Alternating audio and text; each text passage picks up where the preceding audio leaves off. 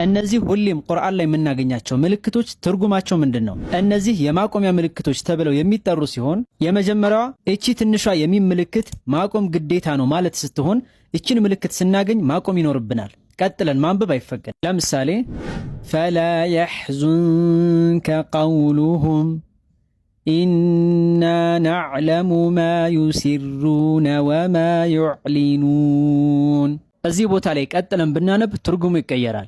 ሁለተኛዋ እቺ ትንሿ የላ ምልክት ማቆም ክልክል ነው ማለት ስትሆን እቺን ያገኝንበት ቦታ ላይ ማቆም አይፈቀድም። ቀጥለን ማንበብ ይኖርብናል። ለምሳሌ ثم لا يتبعون ما أنفقوا منا ولا أذى لهم أجرهم عند ربهم እዚህ ቦታ ላይ ብናቆም ትርጉሙ ይቀየራል።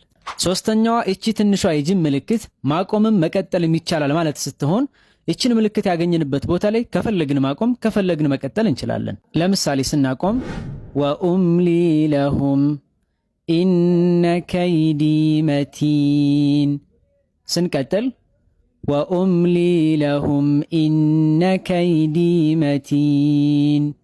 አራተኛዋ እቺ ትንሿ የሷድ ምልክት ወይም ሲላ ከማቆም መቀጠሉ የተሻለ ነው ማለት ስትሆን እችን ምልክት በምናገኝበት ጊዜ ቀጥለን ብናነብ የተሻለ ነው። ማቆም ግን እንችላለን።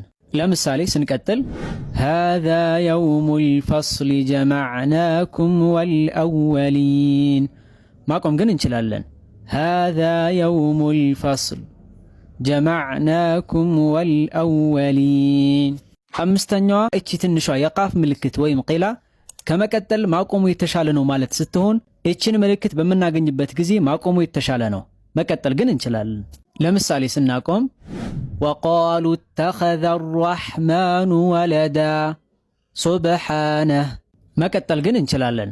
وقالوا اتخذ الرحمن ولدا سبحانه። ስድስተኛው እነዚህ ሁለቱ ሁሌም አብረው የምናገኛቸው ባለ 3 ነጥብ ምልክቶች ሲሆኑ ማቆም የምንችለው ከሁለቱ አንደኛው ላይ ሲሆን አንደኛው ላይ ካቆምን አንደኛው ላይ መቀጠል ይኖርብናል። ሁለቱም ላይ ማቆም አይቻልም። ነገር ግን ሁለቱም ላይ ሳናቆም ቀጥለን ማንበብ እንችላለን። ለምሳሌ የመጀመሪያው ላይ ስናቆም ذلك الكتاب لا ريب فيه هدى للمتقين። ሁለተኛው ላይ ስናቆም ደግሞ ذلك الكتاب لا ريب فيه هدى للمتقين።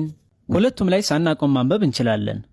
ذلك الكتاب لا ريب فيه هدى للمتقين። በነገራችን ላይ ከሁለት ዓመታት በፊት በርካቶችን በኦንላይን ቁርአን እያስተማረ የሚገኘው ፉርቃን የቁርአን ንባብ ማዕከል ከአሊፍ ጀምሮ ለማክተም ወይም አቀራርን በተጅዊድ ለማስተካከል አሊያም ደግሞ ቁርአንን ለማሕፈዝ ለሚፈልጉ